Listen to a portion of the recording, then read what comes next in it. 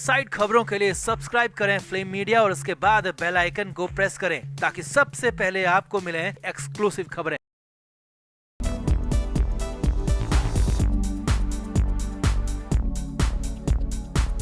नवाब मलिक महाराष्ट्र की सरकार में बहुत बड़ा नाम हुआ करते थे। मलिक के नाम से हर कोई सिर झुकाता था।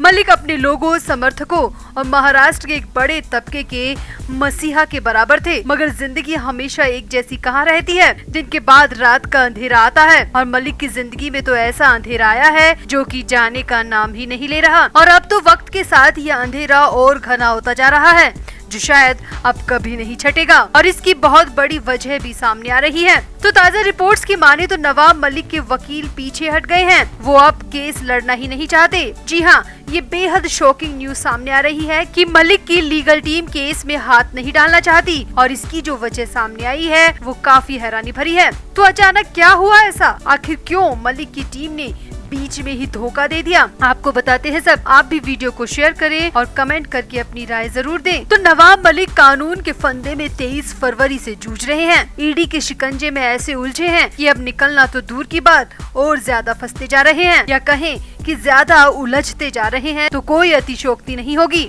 मलिक लगातार जेल से बाहर आने की कोशिशें कर रहे हैं। कभी पीएमएलए कोर्ट, कभी हाई कोर्ट, तो कभी सुप्रीम कोर्ट तक वो गुहार लगा चुके हैं। मगर हर तरफ से मलिक के हाथ निराशा ही लगी है। कहीं से भी नवाब मलिक को राहत नहीं मिल रही है। नवाब मलिक और उनकी टीम अंतरिम जमानत के लिए कोर्ट के कई चक्कर काट चुकी है, मगर हर बार कोर्ट का जवाब मलिक के लिए सिर्फ और सिर्फ निराशा ही लेकर आ रहा है। अब परेशान होकर नवाब मलिक ने मेडिकल ग्राउंड पर 6 हफ्तों के लिए जमानत की एक बार फिर से अर्जी लगाई है। मलिक की तरफ से ये अर्जी पीएमएलए कोर्ट में लगाई गई है।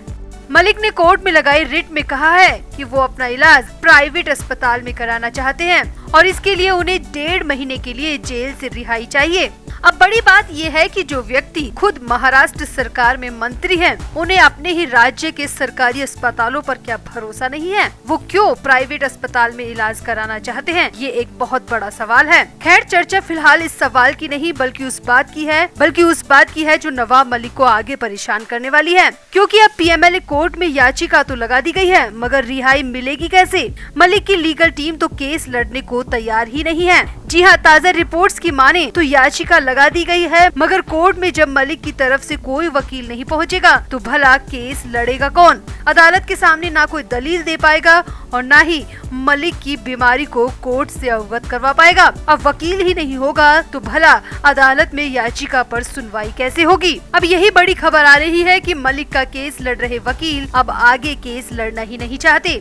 रिपोर्ट्स की माने तो मलिक के वकील जान चुके हैं कि अब इस केस में राहत की कोई गुंजाइश नहीं है। जब से सुप्रीम कोर्ट ने अंतरिम राहत के लिए मना किया है, तब से ही मलिक के वकील पीछे हट गए हैं, क्योंकि सुप्रीम कोर्ट से ऊपर तो हमारे देश में कुछ है नहीं। और जब सुप्रीम कोर्ट ने ही कह दिया कि वो इस केस में दखल नहीं देना चाहते, तो इसका मतलब साफ है कि जब तक ईडी की जांच पूरी नहीं होती तब तक तो मलिक को जेल से आजादी मिलने से रही। सुप्रीम कोर्ट से पहले मलिक की तरफ से हाई कोर्ट और पीएमएलए कोर्ट में भी रिट लगाई गई थी और दोनों ही कोर्ट ने ये कहकर मना कर दिया था कि गिरफ्तारी बिल्कुल वैध है। ईडी के पास पर्याप्त सबूत और गवाह है जो कि साबित करते हैं कि गिरफ्तारी में राजनीतिक रंजिश नहीं है, गिरफ्तारी बिल्कुल सही है।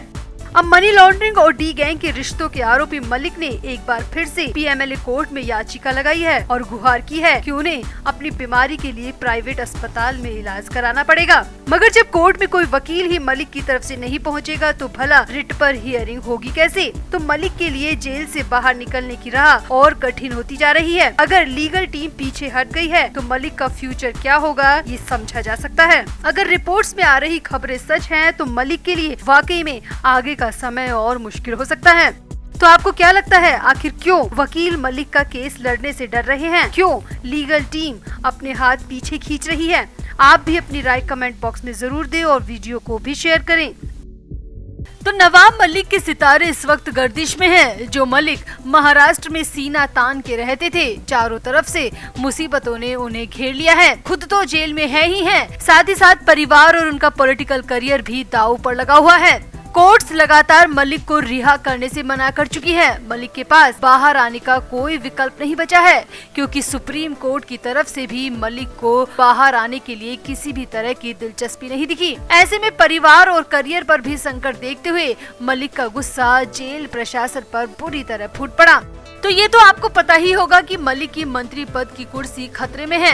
किसी भी वक्त शिवसेना सरकार की तरफ से ऐलान हो सकता है कि नवाब मलिक को मंत्री पद से बर्खास्त किया जाता है और उनकी जगह नया मंत्री बनाया जाता है। यानी कि मलिक की राजनीति में की गई सालों की मेहनत पर किसी भी वक्त पानी फिर सकता है। अब यहाँ तक तो ठीक था, क्योंकि ये राजनीति की बात है और राजनीति में किसी के भी हाथ साफ सुथरे नहीं होते। मगर अब मलिक के परिवार पर भी मुसीबत आन पड़ी है। दरअसल प्रवर्तन निदेशालय की टीम एक बार मलिक के दोनों बेटे फराज मलिक और आमिर मलिक से पूछताछ करना चाहती है। मनी लॉन्ड्रिंग और डी गैंग से रिश्तों का सच जानने के लिए ईडी की टीम मलिक के दोनों बेटों को ईडी दफ्तर बुलाना चाहती है और सवालों के जवाब चाहती है। मगर मलिक के दोनों बेटे फराज और आमिर ईडी दफ्तर आने को तैयार ही नहीं है।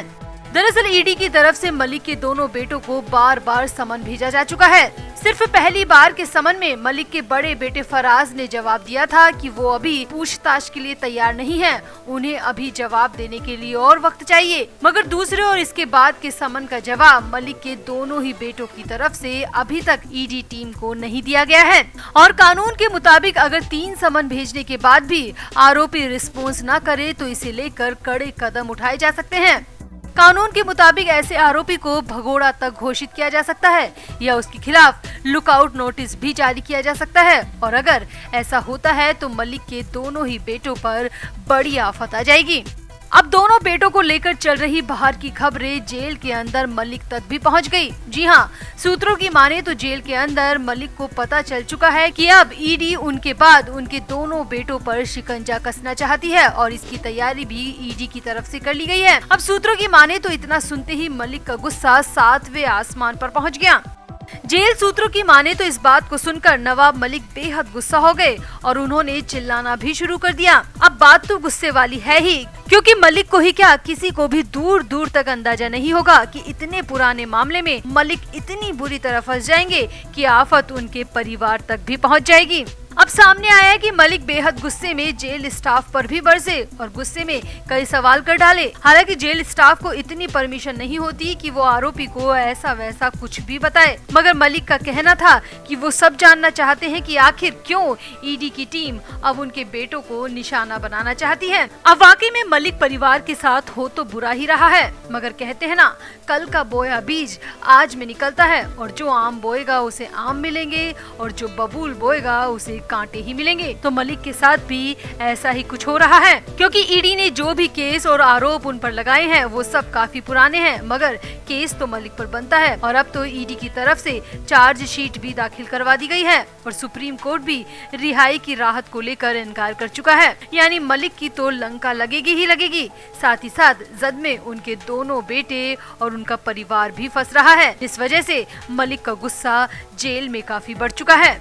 तो आपको क्या लगता है, क्या ईडी को बिना वक्त गवाए मलिक के बेटों को भगोड़ा घोषित कर देना चाहिए या फिर अभी थोड़ा वक्त और मलिक के दोनों बेटों को मिलना चाहिए ताकि वो पुराने मामले में सारी जानकारी जुटा सके? क्या ईडी के इस कदम पर मलिक का गुस्सा होना जायज है या फिर मलिक को समझना चाहिए कि कर्मों के फल तो भोग नहीं पड़ते हैं? आप भी मलिक को लेकर और ईडी की कार्रवाई को लेकर कमेंट जरूर करें और वीडियो को भी शेयर करें।